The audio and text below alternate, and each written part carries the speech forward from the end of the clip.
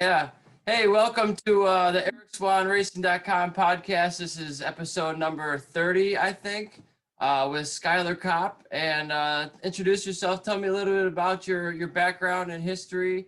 You're a motorcycle racer, and I think that's awesome. So I'm just trying to get some interesting stories from the people in the community. Yeah, like you said, my name's Schyler Kopp.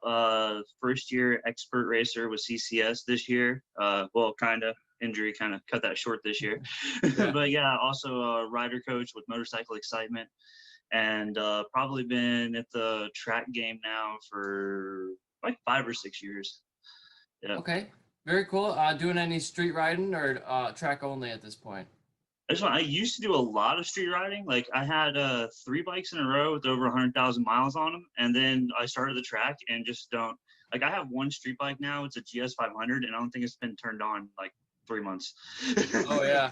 You just get so much more enjoyment out of the track lifestyle. Yeah, it's a lot.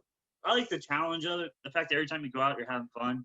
A lot of times on the street, you're stuck in traffic. Especially where I live in Northern Virginia, it's just all traffic. Yeah.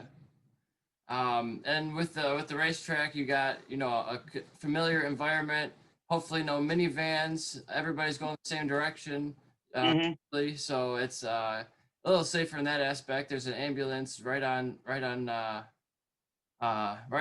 waiting with the engine on, ready to pick up if there's any issues. Sometimes two or more, depending on the event and how many people are there, which is nice to have.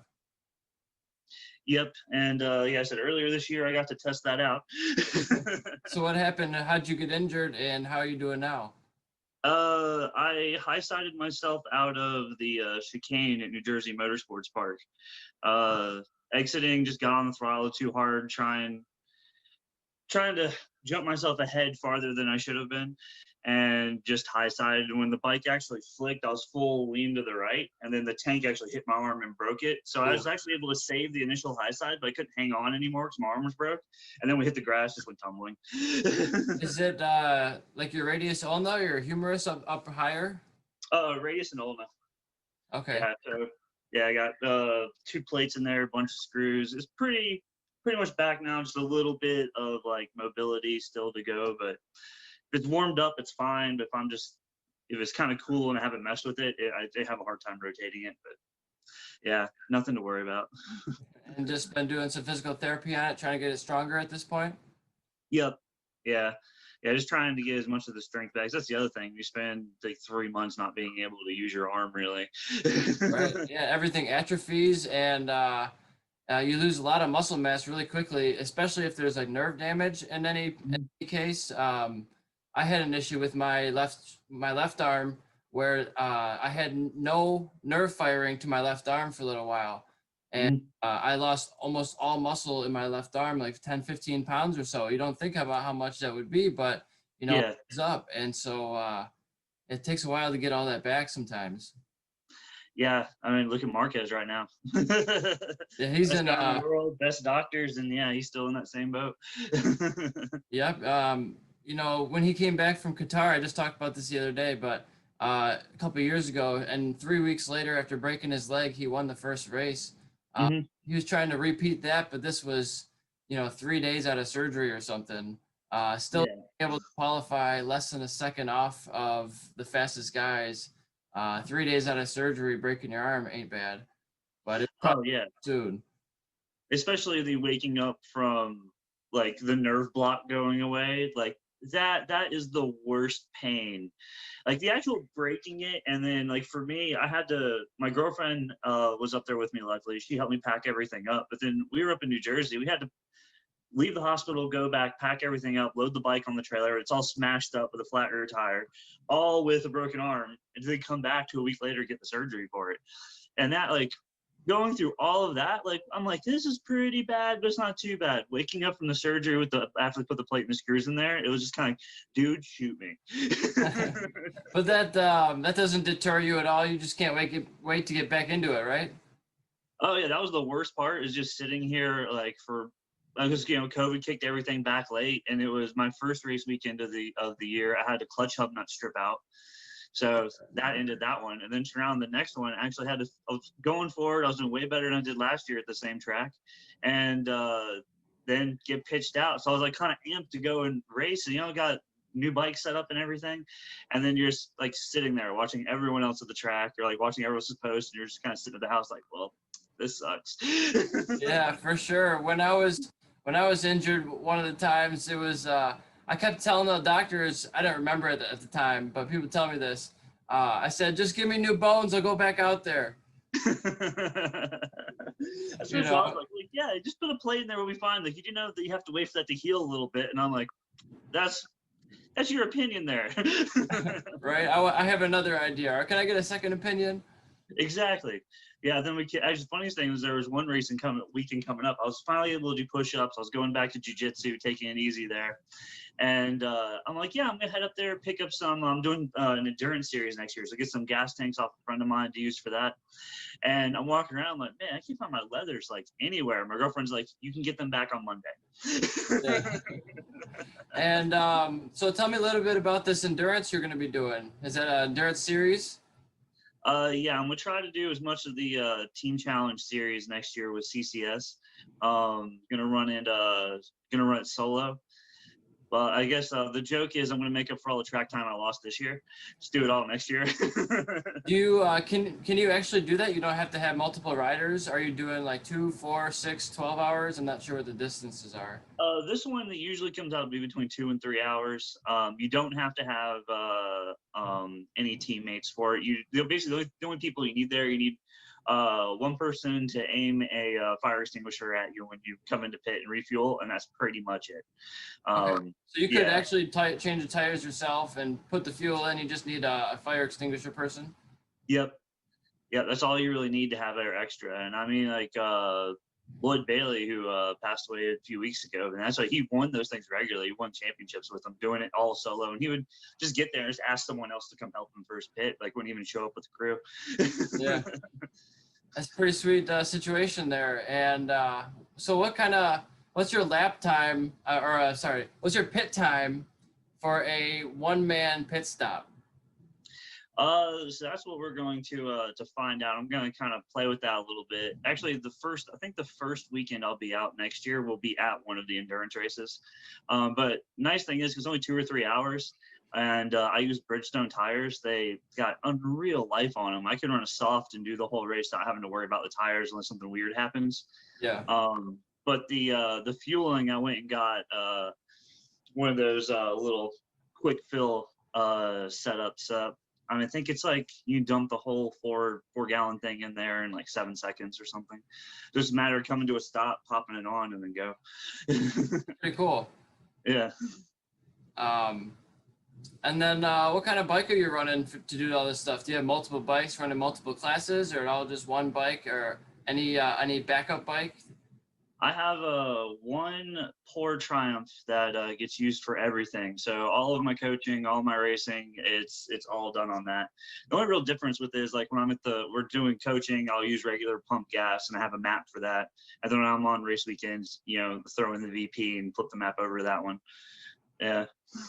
So how much more horsepower or actual output does that give you versus the stock fuel? Quite a bit. It's kind of one of the reasons why I pushed myself to the moon, was I wasn't quite used to the extra, but that, and I have a different motor than what I had last year. Okay. So kind of getting used to the little bit of extra bang that I had. I was so programmed from doing, thousands of laps because of between coaching and racing. Like I knew where to crack the throttle on. Well, there's more than a few times throughout the weekend I was getting used to extra power. We kind of stepped over a little bit. Had got one of those Bazzaz traction control systems on there, so it catches it pretty regularly. But if you're asked too much, it can only do so much. For sure, yeah, you got to control the rest with your hand and with your your lean angle and body position and all that to get the rest of it. And so, tell me a little bit about your coaching. How do you become a racetrack riding coach, and what's involved with that? That I actually just shot Roger Lyle, who runs it, an email one time. It's like, hey, I'd like to do it. I really like the atmosphere at these track days, and I enjoy helping people out and like teaching. So let's go ahead and see if I could do it. And he just shot me back a message. Yeah, coach's meeting is in like 3 weeks. If you want to come up for it, we're more than happy to have you up here. And because that's mainly the number one track day organization I rode with. I rode with a few others, and I've had a lot of bad experiences with some of them, but this one always seemed pretty chill. So, and everyone there is always pretty laid back. So if you want to go there and learn to race, there's guys that'll help you with that. If you just want to go there to get off the road where it's safer and just cruise at your own speed, have at it. You can do that. And so, what is some of your advice you would give a street rider, maybe looking to get to the track, or somebody who doesn't ride at all, trying to get to the track? What would you tell them to do or to look into? For the street rider, normally it's just go do it. And then the only thing I tell them is day one, your goal is to get to the end of day one. Don't sit there and worry about your lap times or how you look or what you're doing. It's like, no, dude, just get used to how the pattern goes, get used to how tiring it is, and just get to where you're comfortable. Once you're comfortable there, then start working on, the finer details. I mean, you can play with race line your first day, but for the most part, just get used to the bells. Just don't get overwhelmed.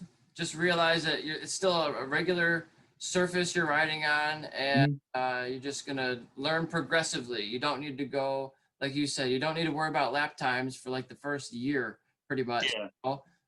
Just work on your body position. For me, it was always working on, still to this day, line chase, where your braking points are, trying to hit the best apex for that turn, maximizing your exit speeds. But even that's kind of advanced for your first couple of days.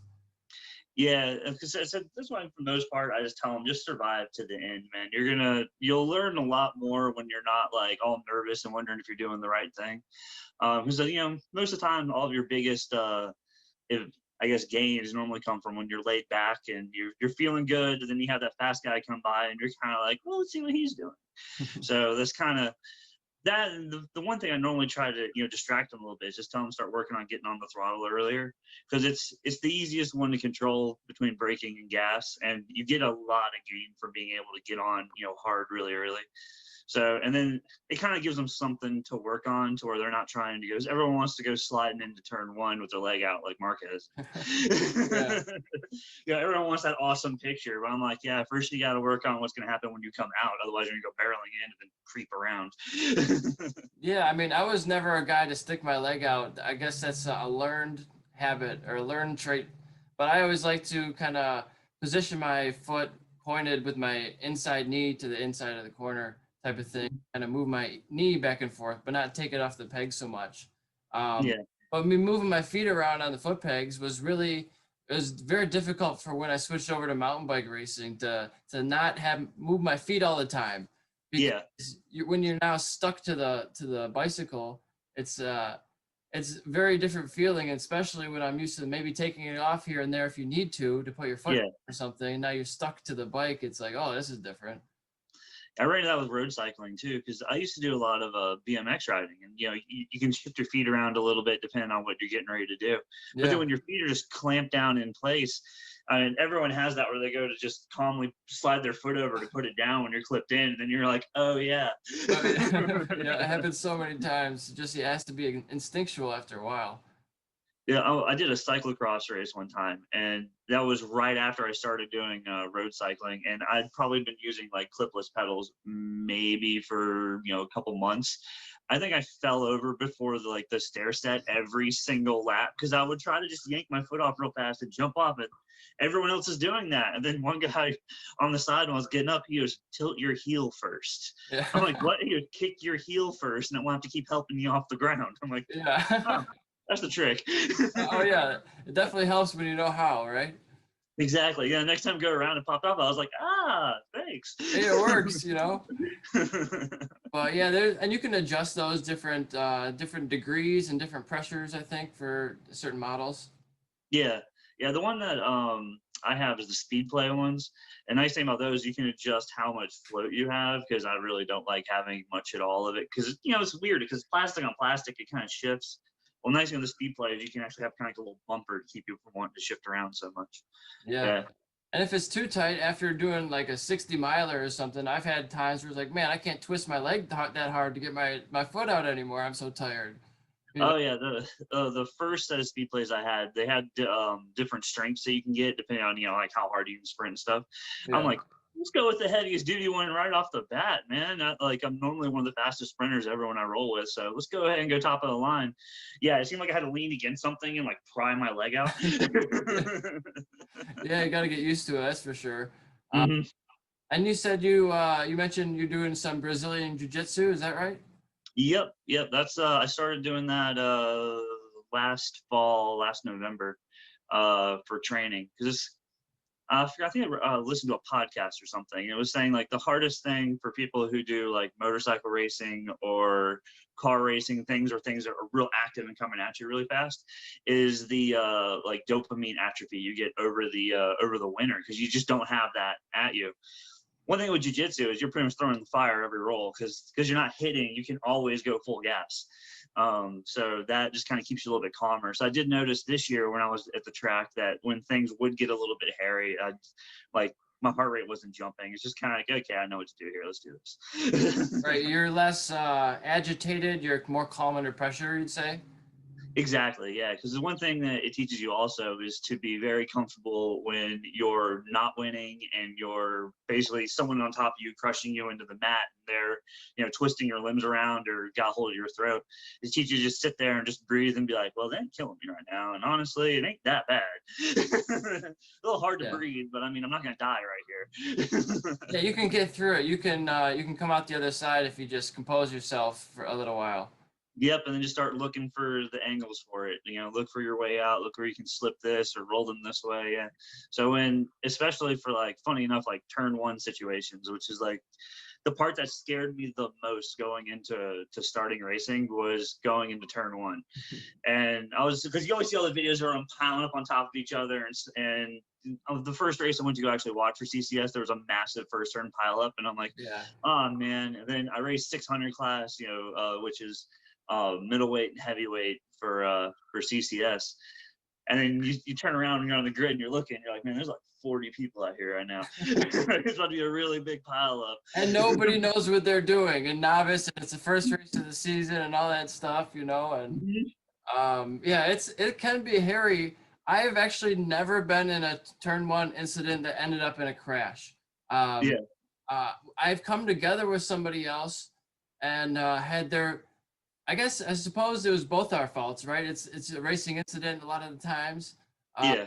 What happened between us, we were going turn one at Grattan Raceway counterclockwise, and I'm expecting this guy to turn in sooner. He's probably trying to hold me out wider, so I just slot in behind him, but I'm not doing that. Yeah. Basically right next to him, and so I turn into him, leaning on his bodywork, and his foot peg goes into my bodywork. All down the side. That's how close we're rubbing, Yeah. I mean, we were both fine, and I actually got the position, which was nice. And he stayed on the track. I think he lost one place or something, but yeah, it can be really hairy, especially when you're 1-2 and the whole pack is behind you, and that happens. That can be that's what I'm most worried about is like getting run over or something like that if you were to go down at the front. That's really the biggest worry. Or hitting like at the same track, I unfortunately hit a pit wall at 130 miles an hour. That's really one of the biggest worries out there, but that happens very infrequently. Yeah. Honestly, not getting run over, man. Earlier this year, I was the scariest moment I've ever had racing. I had my chain snap and then wedge into the side of the sprocket and the swing arm, and I was starting second row in my first race as expert. So get the launch, and then it started like, I don't know, hopping, I guess. Like the links started, like one of the links started to tear apart, and it kind of had like a hop, and then went snap, and it locked up, and it's just completely sliding forward, and it's just everyone blowing by me, and I'm like, I am about to die. Yeah. And then all of a sudden, just quiet, and you're like, I made it. And actually managed to skid off to the side of the track and just gently sent the bike down and kind of walked up on the hillside, and the corner worker just yelled, "You okay?" I'm like, I'm just going to lay here and die. I'm fine, man. Just shit yourself a little bit, but yeah, you're fine. Exactly. Just clean the leathers out. Just gonna finish this heart attack, but I'm good. Yeah, man. There was one time I stalled my bike on the grid, and in Wera when I was racing, I was in the front and expert, and then Mhm. there was happened to be a another wave in novice behind us. So I stalled. One wave goes by, the second wave goes by, and then I go. You know, it's like, couldn't they have stopped the second wave and let me go between that? You think that would have been a lot better, but Yeah. have time to stop it. If it's like right before the flag drops, they can't do anything about that. Yep. I think they held the second wave a little bit because I mean, we were right at the very start. I mean, I was maybe halfway down the straightaway. So, and normally they turn around and once all the experts go through for CCS, they turn the board sideways and get ready to throw the flag. So luckily they could see me, and I'm pretty sure because it was a long hold from when our launch was to when they got by. I was able to get off the track up the hillside. So I'm pretty sure they were watching. But yeah, that was probably the most terrifying track moment I've ever had. That, and I had a bolt go through my radiator one time, and I found out going into turn one at Summit Point. I go to squeeze it, and it had completely soaked my front tire. Oh And man! I was trying to pass two guys on the inside too, and it just shooting straight past them out into the gravel. Like, so yeah, You pretty much just all lost my the front immediately. well, yeah, it started to lock, and then I let go, and I went to go hit it again, and then it locked again. Like every time I touched the front or tried to turn, it would just skip and slide. So I ended up just shooting off through the gravel and standing on the rear brake and getting the thing stopped over it. Literally, like, by the time I got stopped, I was next to a tree, and I just leaned it over on the tree, and I'm like, lived. Made it. Yeah, man. There's some hairy incidents, and that's why I would just love to see a little bit more runoff in certain places. Mm-hmm. That's for sure.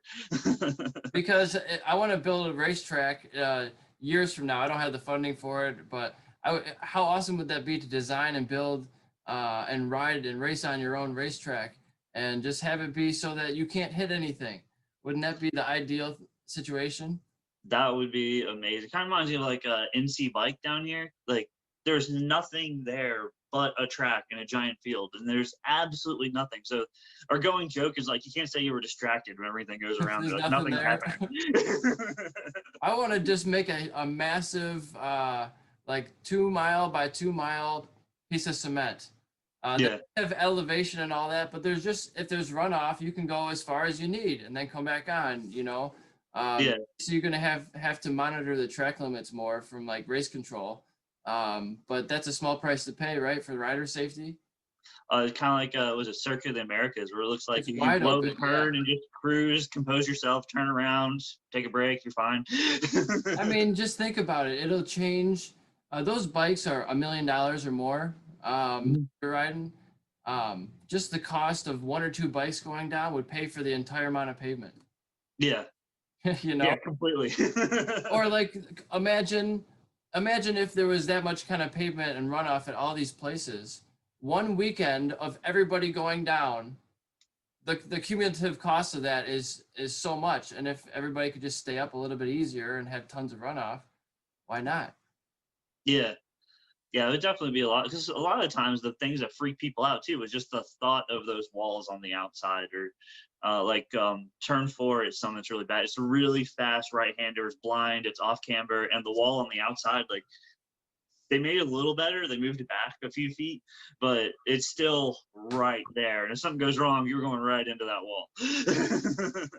Oh yeah. Yeah. And so yeah, tell me, let's jump back to the jujitsu a little bit. You've been doing that for a little while now. And that goes by the belt system, is that right? Yeah, it has basically for each belt color you get four stripes in between to kind of break it down, and then each belt has kind of like a different kind of significance to it. So like your white belts are kind of your beginners, and then you go up to your blue belts. That's what I just got promoted to. Actually, I think this week, last Oh, week. congratulations. Yeah, thank you. And so that's one of your longest ones. You pretty much are there for like 5 years. So the funny thing is that we always joke the white belts, you kind of your beginner one, you get all your stripes pretty quick. It kind of keeps everyone motivated. Then they just hit you over the head with blue, and it's like, and here's your life now. Yeah, but then it moves up to once you get up to like purple, brown, then black, like you're top of the food chain up there. Yeah, so it's just getting through those first two.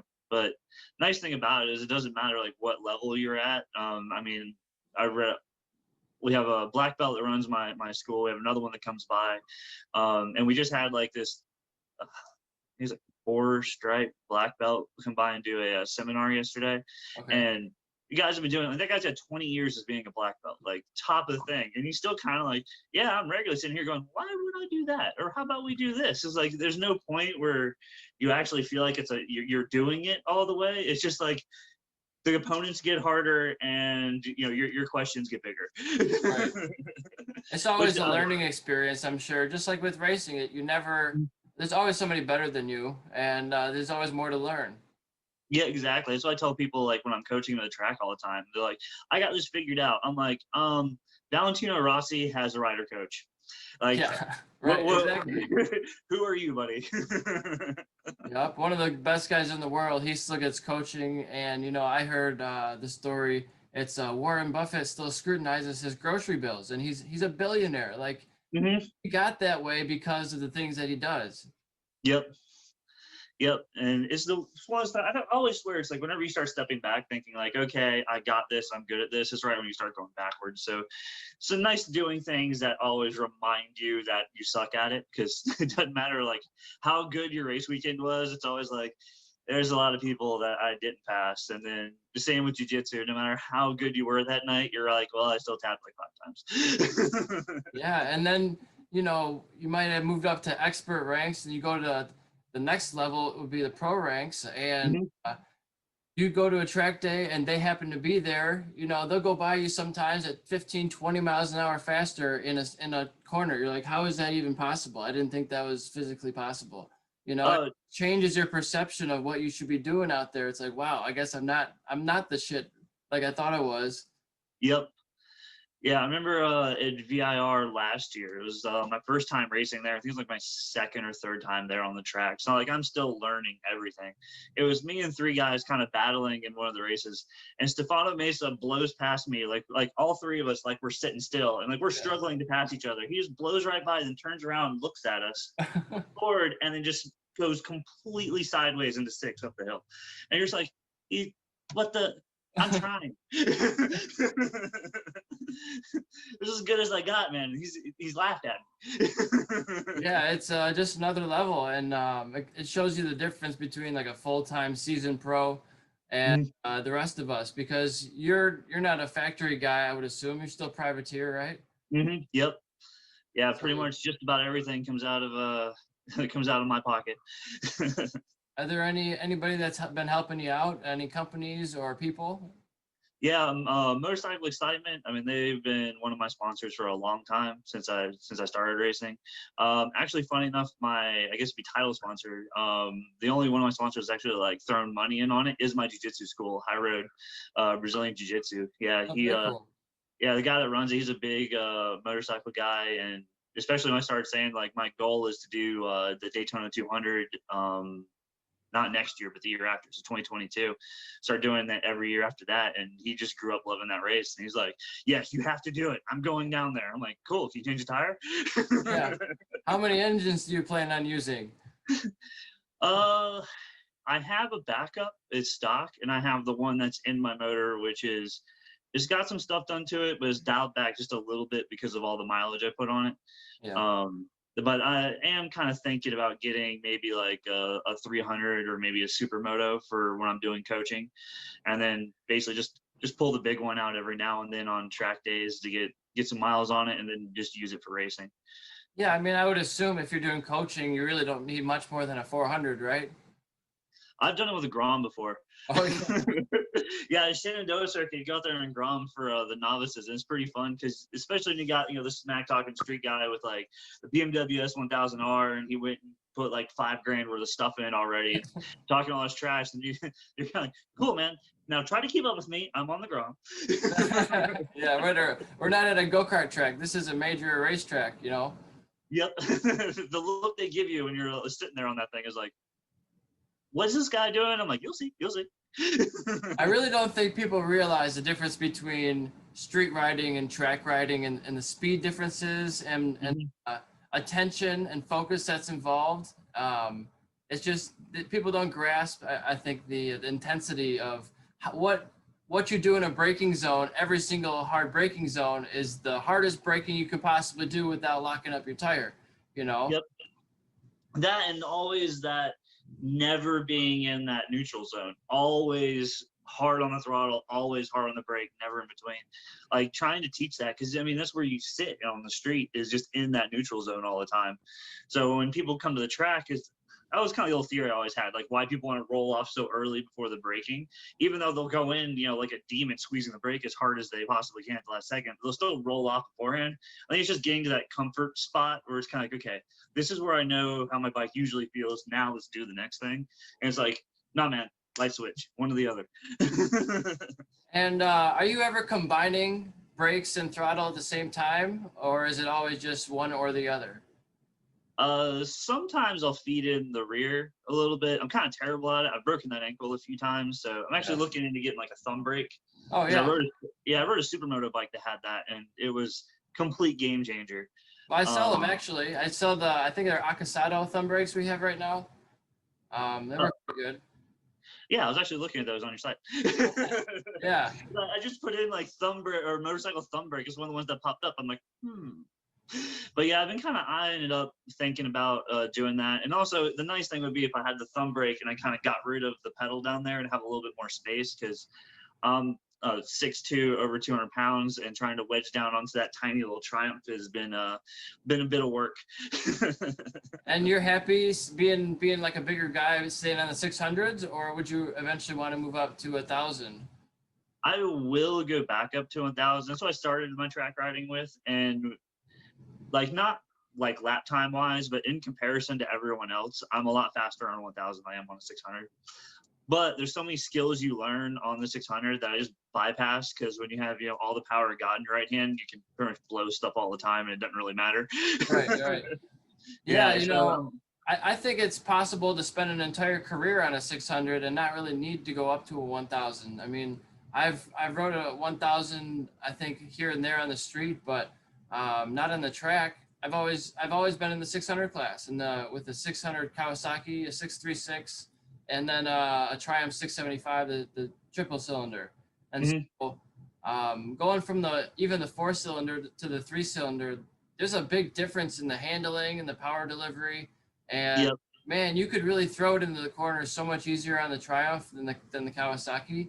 But the Kawasaki was just way better in the high end, mid range to high end power, the power band. So they're just different characteristics.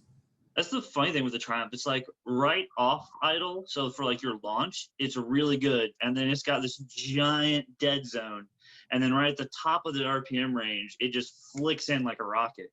So Yeah. it's I actually have the shift lights programmed so that way they're right where the like kind of like where the power band is at the upper part. Like I moved around where they come on, just so Yeah. that as long as I can see the blue out of the corner of my eye, like I'm good to Sure. go.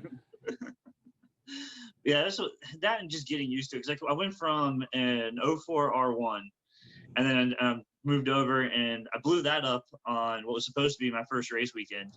The Uh, engine or transmission or the engine catastrophically, like it yeah. was bad. I did my at the time my fastest ever lap around Summit, and then I'm like, man, I got no power. Where's all the smoke coming from? Yeah. Pulled in, it was pretty much all 4 cylinders gone. It just wasted itself. So then I'm like trying to find another bike. I'm like, I don't know what I want to get. Kind of want to get a newer 1,000. And I was on the Wera message board and just saw like this all brown Triumph Daytona for sale. That's like it had an he had so many spares. I filled my car up when I went to go get it, Yeah. and then I'm still like, you might have to mail me a few things, dude, because he'd been racing for years out in California, and he was even sending me like all these videos of him racing on it, like winning championships or winning races and stuff. So I was like, okay, it's got all the pedigree, then get it, kind of mess it around, make it fit me, and then learned that I was in a whole nother ball game after that. Yeah, man, those Triumphs come ready to race. I noticed immediately the Kawasaki's that I had were not brand new, so they were a little bit older. They didn't have the slipper clutch. They didn't have the braking system. Wasn't up to par. I mean, it was just stock, and then the Triumph you get what, full Brembos. So it was definitely an upgrade in the downshift and the braking areas, and that's huge for stability because then you can carry more corner speed into the corner a little bit. It's more stable, and then you can exit hopefully faster too. Yeah, my old Triumph, so that one that I got, it didn't have the slipper clutch in it, and it was the regular, not the R. So that was like the thing that was holding me back because my R one I had before that, someone had put a slipper clutch in it. Oh So yeah.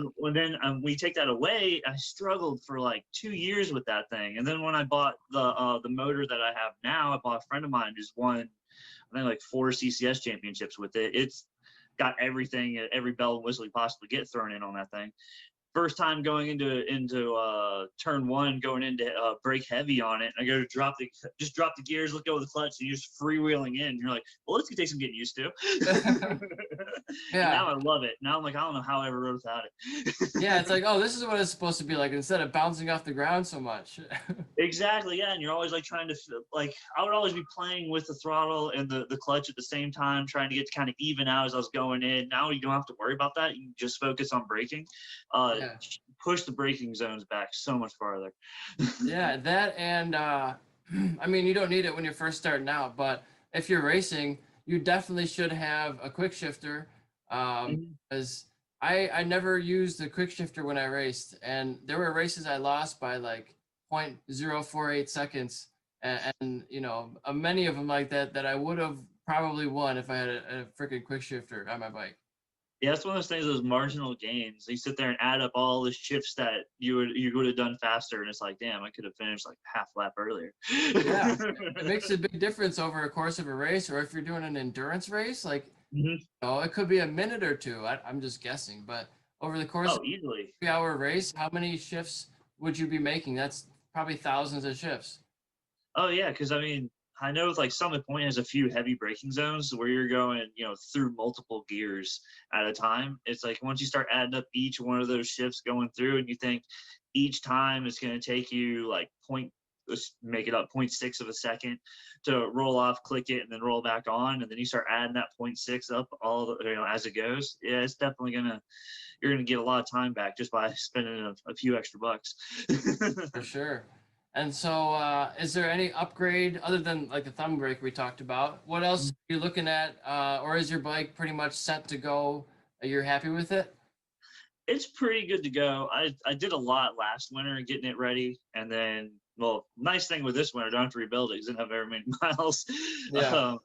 But largely, it's ready to go. There's a few small things I wanna get for it, and of course, it's always like I want to get some new like Brembo front calipers for it, but I really have no complaints with what I have on there now, so I don't really like just one of those things be nice to have. But Yeah. for the most part, yeah, so I don't really have any complaints with that. I've been spending all my time this year setting up. I went and got a moto van finally, Okay. and yeah, getting that set up so that way I can have everything packed, can stay ready to go. And if I'm doing all these long drives to do more than just my usual, because the farthest I drive is like 4 hours to VIR, and all my tracks are pretty close. But the team challenge actually goes all up and down the East Coast and farther west. So if I'm be hitting all those, might as well have like little shop/apartment on wheels. That's you can keep everything in there when you go home, or do you empty all that back into the garage? The way I have it set up, most of it's just gonna stay in there unless I need to do something else. Like I even have just my big toolbox can pop right in there. I can leave the bike loaded up, and so that if I have like a last minute decision to go race one weekend, or the best part is like if I'm doing driving down to like Florida or something like that after work, get tired, it's like screw it, pull over, fire up the generator, turn TV on. And you got a nice sleeping quarters in there. Yep, I have I'm set up for like an air mattress for when the bike's out and the girlfriend's there, and I haven't decided yet how I'm gonna set it up when it's just me and everything's loaded. So I might go like a hammock or something like that. I've seen some people have like tables that kind of fold down from the wall that latch up when you're moving, Yeah, and then you could have like a post or something to help the weight get distributed. Yeah, I was looking. I was thinking about that, but the van that I had all the big shelving units in the back already. Oh So I yeah. just picked one of those out to have a little bit extra space in the back, and I was like, well, screw it, I can just load these up. Yeah, there's so many different ways to do it, but it's cool you got that. And why the van instead of like a trailer or a truck or a motorhome or like a toy hauler? I mean, there's so many different options. One, it easier to drive around and easier to like park it. And I was talking to Scooter Ryan Jones, like we were, I think it was like in the comment section or something like that after I posted. He's like, "That's the way to go, man." He's a pain in the butt showing up with a big truck with a big trailer, trying to weasel it all the way through all the little pit areas. I was like, "Man, just drive right in like it's a car." Yeah. And I've always been big in that kind of small footprint kind of thing. Like what I had before was a Volkswagen Golf and a single track trailer, and I've been using that for years. And my only complaint with that is whenever you have like a rain weekend, especially for like track days, or you don't know if it's gonna be clear or not, so you go down there anyways, and you're stuck having to unload everything just so you can sleep, and then turn around next day if it doesn't work out, packing everything up in the pouring rain. So after I did that one time last year, I was like, that I need something that can just stay loaded, and then I can just show up and go, I'm not sure about this weather, let's just stay in here. Yeah, for sure. I have an open trailer I built for myself from Harbor Freight, and it is, I mean, it'll get the job done. If you're trying to get to the track and not spend a whole lot of money, it'll work for sure. And that's all I've ever used, but it's not ideal for the rain because then every time, especially if you're going for race events, you're trying to have a nice looking bike, you know, have Mm-hmm. a clean bike, and it's going to be dirty every single time you get to the track, even though you cleaned it right before you left. Yep. Or the worst is when you this is gonna be my first year having those plugs in the bottom of the fairing, where you sit there and you drive there in the pouring rain, and then when you get there, it's not raining anymore, and you go to unload it. And as soon as you go to back the bike onto the ramp, all that water goes rushing onto you. I've had that happen so many times. It's just one of those moments you're just looking down and you're like, why do I do this? A lot of work, man, but it's rewarding. Yeah, I said I love it. It's like my favorite thing to go do. And so you've been racing now for a little while. Tell me about your racing results and some of your racing career. They've been mediocre, is the best way I'd put it. The last year was probably like my best year, but I was on a really, really shoestring budget doing it. So actually, I did most of the year on Dunlop Medium Plus rear tire. So not a whole lot of grip in that thing, but still got quite a few top tens. I think like my best finish in championships has been like a 6th and a 7th at Okay. the end of the year. But I said doing shoestring budget, pump gas, Yeah. on medium plus tires, just anything to make sure I could go out and keep doing it. Where this year I turned up at New Jersey, the track I've only been to one time before to race, and just by having this nice sticky Bridgestones and then having the race fueling on there, I think it was like 3.5 seconds faster than I was last year on my first Oh, flying wow. lap. Yeah. Yeah, and you just come back in, you're like, man, imagine what would have happened if I could have done this the whole time. For sure. Be that consistent with that fast of a time. Yep, that would have been real nice, but and I have a better system of going about doing it now, like accumulating tires over the winter when you get some deals, and same with like when you have spare money like over the winter, just go ahead and get like a can of gas and just throw it out in the shed. Yeah. So just kind of just go ahead and stock it up. That way in the summer, all you have to do is worry about the actual entry fees and all the millions of things you break. Right. Just got to be careful about where you're storing your fuel for loss of octane, right? If it's too hot or too cold, you can lose some of that in the vapors. Yep, especially if you're using like and the expiration date on them. So if you're using the oxygenated stuff, it goes pretty quick. I use the U4.4 because you get a little more bang than you do out of the regular gas, but it ain't quite as expensive as the MR12. And the nice thing with it is it stores a lot longer. So like, Okay. yeah, the stuff that I had for last year that I got right before going to New Jersey, I mean, it's still good for next year. Whereas if it was MR12, I've been sitting here, on the Wear It message board going, "You want to buy some fuel?" Put it in your daily driver, maybe. I won't lie, I put some in this little PW80 dirt bike that I have. Yeah, That thing hauled. it'd be ripping. Oh yeah, I think it was fun. Yeah. My brother's like, "What did you do to this thing?" I'm like, "Nothing." He goes, "Did you put race fuel in there?" I'm like, "Shut your mouth." So you've been doing some mini bike riding as well? Oh yeah, I got a little PW80 to play around with, and have a little KLX 125 I'm rebuilding right now, and maybe go do some like indoor flat track up at Timonium, or trying to find somewhere closer where it can do like some mini road riding. But I think the closest spot is like Delaware at the moment. Yeah, it's Okay, like well, two or yeah, they three do hours. it like 2 miles from my house. They have a nice timing and scoring kart track that they go to. I don't have a mini bike at this point. Maybe in a year or two, we'll see. But yeah, it's a lot of fun. I've switched all my racing over to mountain bikes and sim racing for now because it's just so expensive. I'm trying to build my business, Eric Swahn Racing Mhm. anytime. Hopefully at one point I'll be able to go back into motorsports, but just trying to save some money right now. And man, that sim racer is so difficult. It's like the real thing, like you're driving a car. So I get a lot of enjoyment out of that. Oh yeah, it's I joke that I think sim racing is better than actually going and racing cars. 'Cause I used to do some car stuff, and it's so insanely expensive to do anything with that. And like I Yeah. did autocrosses and some rallies with a Dodge Omni that we built out of a junkyard as like a joke. Yeah. And we're like, well, we'll just build it up. And then next thing you know, of course, you start getting like, good Garrett turbos, and then you start throwing the sticky tires on there, and then going and getting the big brakes, and all of a sudden you're like, my budget plan is now no longer budget. And it's funny thing is like some of those simulators, like it feels like you're actually like it has the resistance and everything, like you're driving the car. Like, and I always joke that racing cars felt like you were playing a video game. So the only difference is the crashing hurt a lot more. Yeah, it's nice. I was doing I'm trying to do a time trial for the Nürburgring to beat Lewis Hamilton's time, and Mhm. I smashed into the barriers at like 145 yesterday. I was like, oh, that would have been a bad one. Oh yeah, that's the nice thing with those sims. You're like, man, that was a terrible crash. Well, let's go to the bathroom and get a drink. Right. But man, with this simulator, it has that force feedback, so it'll like rip the wheel out of your hands. Oh, nice.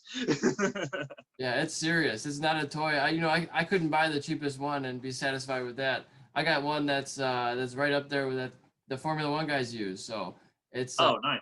it's great. I don't have the three screens on two on each side. I hear that's like the next best thing to help you get a good peripheral view of what's going on around you. Yeah, that probably the three screen probably nice too when you're actually in like doing races too. You start to see them kind of creep up on Yeah. you. So yeah, it's just good fun. And you've been following any other race series this year? Like I'm big into following Moto America and Moto GP, and I've kind of backed off World Superbike lately. It's uh, I, except for I think Super Sport. Just watching, I'm blanking on the guy's name right now that moved over from Moto 2 and just destroyed everyone. It used to be Keenan Safaglu. Yeah, it used to be King Stefoglu, but it was a battle for the guys to beat him. Yeah. I'm totally blanking on the guy's name that moved over from Moto 2, but like he ran away. Like it Yeah. wasn't even a competition. I think there was like one race weekend where he didn't win. Well, there's also Alvaro Bautista went over, but that wasn't Moto 2. Um, yeah, I'm not sure the name. I'm sure if I had like a multiple choice, I could tell you. Yep. Worst part is I have a name in my head. I know it's not it. I'm like, that's not the guy. There's so In many an people. hour when we're done, I'll think of Yeah. it. But yeah, it's racing is kind of cool for me because I did come from watching a lot of sports like soccer and hockey where it's very like team based, and then Mhm, racing, like yeah, I have some riders that I kind of would like to see do better than others maybe, but I don't really care who wins most of the time. mhm. Well, it's not like if a certain rider crashes out, I want to be so pissed off. I don't want to watch the rest of it. Like that's not how I look at it. I'm like, I just want to see a good race, and may the best man win. In Yeah, other sports is very like, I hate the other team. The other team sucks. Go home. All this stuff. yeah, you get there's usually the Rossi guys like, oh, he crashed out. Click. It's like Yeah, no, because usually it does. it doesn't matter. It'd be two guys you don't like. Like, I'm not a giant fan of Marquez, and I wasn't a giant fan of Lorenzo at all. But there's more than a few last lap battles with them where you're just like jumping out of your seat, like hanging out, like what? Yeah, for Yeah. sure. I think Lorenzo was very sensitive to others passing him aggressively when he would do the same type of passes, and people like his personality in that aspect, I think. Yeah, just straight up T-bone people and turn around and go, well, you almost touched me. Yeah. Yeah, I thought Miss Simoncelli, man, this is someone that would just like clean people out. yeah. I mean, he definitely had a different style, a different energy he brought to the table, and some people hated him for it, but other people loved him because it brought a different, like a pizzazz to the race that wasn't there before. Exactly. My favorite was probably one of my favorite seasons of racing was when he won the 250cc championship, and the year after it, where his later teammate won. Those guys were tooth and nail, knocking each other off the track. I mean, dirty move, clean move, everything. And then they turn around and see the two of them just like hanging out after the race, like that was awesome. I'm like, that's how racing's supposed to be. Yeah. Yeah.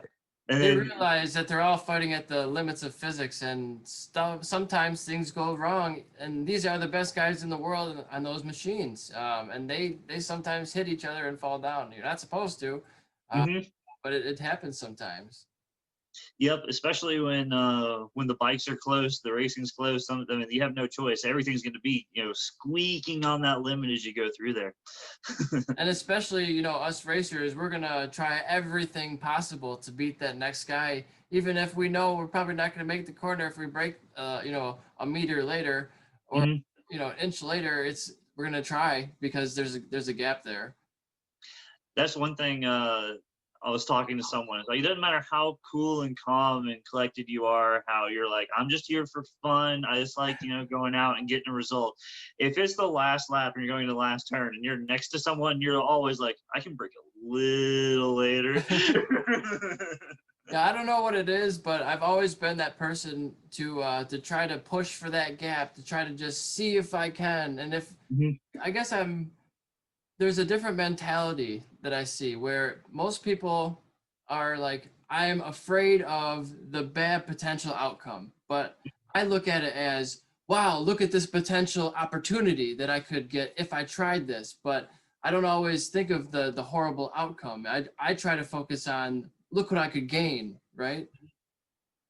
Yeah, it's one of those things, like once you get off the couch, everything just starts getting dangerous. It's like, or you're just gonna sit on the couch all the time. Like, what decisions do you want to make? And that's kind of how I look at it when it goes to racing. Because even with injuries and the expense of it and all, it's like nothing beats. I mean, it could have been a race for second to last place, but if you got that, like passing them on the outside through turn 10 and then just winning the drag race down to the line, it doesn't even matter. You're like, that was, phenomenal. You're jumping up and down, hitting the tank. Like, life's fantastic.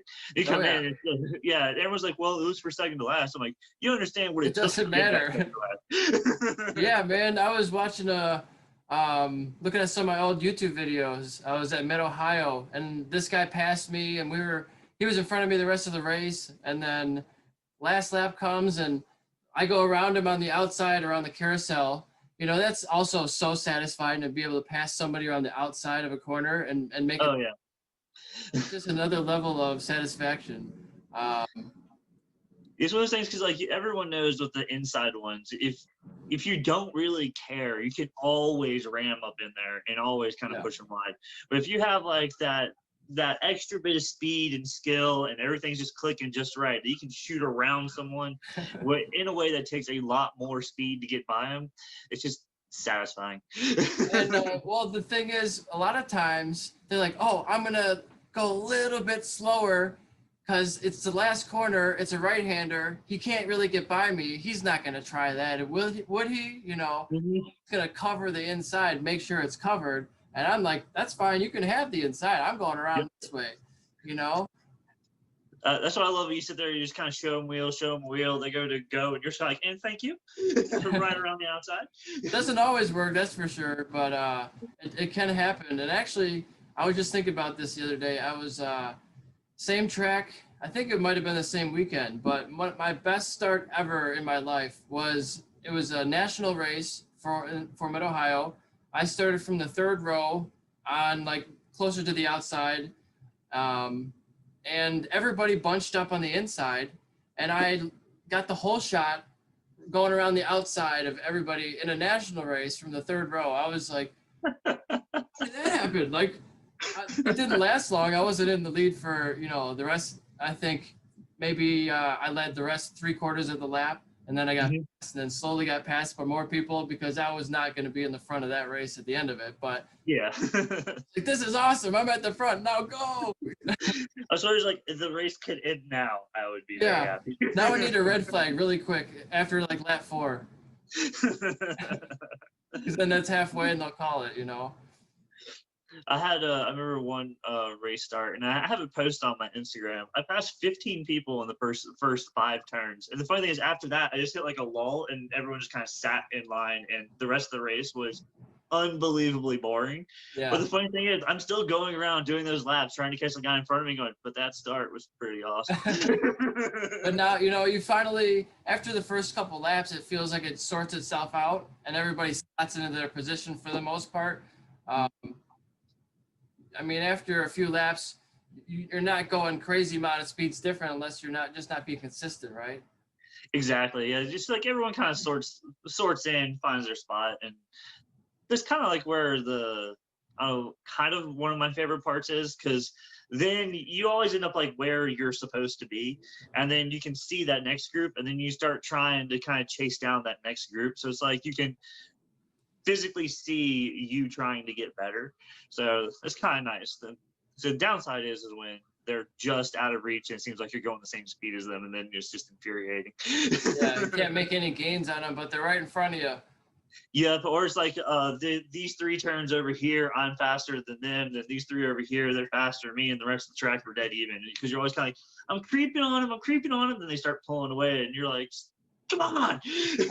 And sometimes that can be bike, but a lot of times at this level, it's more line selection or throttled, when you get on the throttle and things like that. So, if you can get up to them a little bit closer, you can try to see what they're doing and sometimes learn from them. Yep. Yeah. I always tell everyone, like, your first race weekend that you're out there, you're about to just, double everything you've done through all those years of track riding. Because it's just, I try to tell everyone, it's just a track day. It's just turned up to 11. Yeah. And, track days are one thing, but when you're actually fighting for time, yeah. I mean, you're not going 100% still. You're still, in the 70, 80, 90% range, probably trying to find your speed and find confidence. So when you see people going way faster than you or braking later than you, you're like, oh, well, I'm doing that wrong. But in a track day, you don't see that it's not as pronounced, because when you see the entire pack go away from you, you're like, what am I doing wrong? Yeah. It's much more obvious in a race what you're doing wrong on the racetrack than in a track day. Yeah, because also with the track day, everyone's kind of like littered together. There's different bikes, there's different actual skill levels, and yeah, when you're in a race, everyone there is on equal machinery, but all Right. along the same lines. So some people might have a few more bucks thrown in theirs than the others, but usually at club level, talent can still win out. For sure. And for people who don't know, explain the difference. Like, how can you race a stock bike that's not like technically stock? Like, what are you doing modification wise to a super stock bike from the showroom? Yeah, so a lot of times when it's one of those, because the other thing too with with this racing, because you always run like multiple classes, and some of the classes you can go and have like a full-blown super bike. You can go in there and change cams and go ape with it, but you always end up having to build your bike to the lowest class you run in. So like you're saying, like with the super stock bike, you usually go in, change out your suspension, change out your brake lines so you can get better feel, change out your rotors. If you don't do the calipers, changing out the more aggressive brake pads. Trying to think. Well, usually when it comes to the motor stuff, it's the simple, your exhaust, throw a cannon filter in there, because you can't change out the airbox. And if you have a restrictor stock, you can't take that out. I think there's a few people who have lost Daytona 200 because of that in the A last 10 small years. mistake of not reading the rule book right. Exactly. I forgot. I think I can't remember who it was, but they're like, yeah, here's our $12,000 air filter. Oh That much yeah. money Oh it yeah. cost I remember seeing that for sure. them. But inside the motor, there's not a lot you can do. It's mostly like you can micro finish everything if you want, if you have the money to disassemble the motor and go through it. Make sure blueprint it. Make sure all the bearings and all the parts fit together like at the perfect amount of space. And a lot of the CCS stuff, you can deck the heads, a certain amount, and get a little bit extra bang out of it, not being too bad. So Okay. yeah, so a lot of people, especially with CCS, send the heads off to get decked, and back cut the valves is like a big thing. It's always like, put me on that limit. I want to be able to argue that limit. Right. Yeah. And I would definitely say that, suspension, tires, and brakes would be your main three things that you should up to go faster. That from a stock bike would be the main three things I go for. Yeah, that On top definitely. of If you that, can, I say if you can turn it, stop it, and tires are big. But the funny thing with tires is like, for like a lot of people look at racing when they're doing track day stuff, and they're like, okay, they got slicks and they have this and they have that, and they're a novice and they're trying to throw all that stuff on the bike, and they're like, this brand sucks or this sucks. I'm like, hey, you're not going fast enough to actually use it. Like right. it's a big thing I always tell everyone is like, don't worry about like when you get the bike, like I gotta change this, I gotta change that, I gotta change that. Just go with once you outgrow something, then change it. One, it'll save you a lot of money, and two, you'll actually like understand what the things are doing that you change out, and it makes it a lot easier trying to set up like your suspension settings and stuff like that, because you'll understand what I gained for going from the stock rear shock where it was pogoing no matter what I did over to this Olin's. And then you'll you have better understanding of how to set all that up, versus a lot of the guys that just throw everything in there. There's like, man, these brake pads, they keep glazing over, they're terrible, and go with another one. I'm like, yeah, you're just not going fast enough to use your brake pads, Yeah, you're dude. not getting enough heat in the heat range for those brake pads for them to work in their proper performance amount. Yeah, there's one guy I used to argue with that, like when I was coaching him, like every single track weekend, he would go and buy like the next thing, like, oh, this is the silver bullet. Now I'm going faster. I'm like, you're gonna go slower now, dude. You're not going fast enough to make those tires work. Yeah, for sure. So we're just over our 1 hour mark for today. So where can people find you on social media? Are you out there anywhere in the internets? Yep, I am on Instagram at just_Schyler. That's spelled Schyler. I will be doing more YouTube stuff this year for the track season. I want to try to cover all my race weekends. So even though it's from the middle of the pack and expert, hopefully it'll still be entertaining. Hey, it's good to watch that stuff and see you out there. Yeah, man. So yeah, that's where I'll be hanging out. Also, anyone in the Virginia, West Virginia, Maryland area, I'll be out for nearly every motorcycle excitement race weekend I can, coaching, and also if anyone's want to come try out some jiu-jitsu in Virginia, come on out to High Road. I'm there nearly every session. Very good. Well, I'll try to get this edited and posted in the next week or so, and make sure we tag and share this with everybody so we can get as many eyeballs on it as possible. And I appreciate you coming on here. So thanks a lot, Schyler, and I'll talk to you real soon. All right, man. Thanks for having me. Absolutely. Have a good one, man. Yep. There, guys. Hey, I was just telling myself I wanted to do an ad for my business of all the products that I sell.